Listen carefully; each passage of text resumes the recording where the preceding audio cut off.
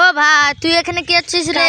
কাল তো পরীক্ষা, আজ তুই যদি গেম খেলিস তাহলে কাল কি লিখ? পরীক্ষা দিনে পরীক্ষা দেখা যাবে, এখন গেম খেল সবাই। ঠিক আছে কাস্টম চাল। আরে ভাই আজকে তো পরীক্ষা, তুই আজকেও গেম খেলছিস, তাহলে আজ পরীক্ষায় কি লিখবি? যদি পরীক্ষায় বেশি নাম্বার না তুলতে পারে তখন তো আব্বা মা মারবে। যা হবে হবে, দেখা যাবে। আরে ভাই তোর কাছে কোনো আইডিয়া ফাইডিয়া না? গুচুর গুচুর গুচুর গুচুর গুচুর গুচুর গুচুর গুচুর গুচুর গুচুর। ও ভাই হেভি আইডিয়া তো। আর আমি রাসেল পরীক্ষা কাগজ পড়িস তো বাড়িতে, ভালো করে পরীক্ষা দে। May I coming sir? Yes coming. তোদের এই অবস্থা কি করে হলো?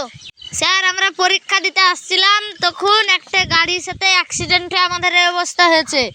আমাদের হাত ভেঙে গেছে, মাথা ফেটে গেছে এবং আমরা কানা হয়ে গেছি। আমরা মনে হয় আজ পরীক্ষা দিতে পারবো না স্যার, আজকে আমাদেরকে ছাড় দিয়ে দেন। না ঠিক আছে বস। যা তোরা 1 মাস পরে আসিস। স্যার আসবো? আয় বস। তোদের হাত পা ঠিক হয়ে গেছে তো? হ্যাঁ স্যার। তামিম তুই এখানে বস, উবাইদুল তুই এখানে বস, মাসুম তুই এখানে বস। লে মাসুম তোর খাতা লে, তামিম তোর লে তোর খাতা লে। এবার উবাইদুল কাছে দে। এলে উবাইদুল খাতা লে। আরে ভাই আমার কাছে টুকলি করা আছে, তুই শুনবি? তাহলে শুন। তুই লিখ পেছন কার চাকা, তুইও লিখ পেছন কার চাকা, আর আমি লিখি সামনে কার চাকা, তাহলে সে আর ধরতে পারবে না। টাইম শেষ, খাতা জমা দে। Lane sir. এই তোরা 3 জন এখানে উঠে আয়। তোরা একই লিখেছিস। তামিম লিখেছে পেছ কার চাকা, মাসুম লিখেছে সামনে কার চাকা, উবাইদুল লিখেছে 2 চাকা।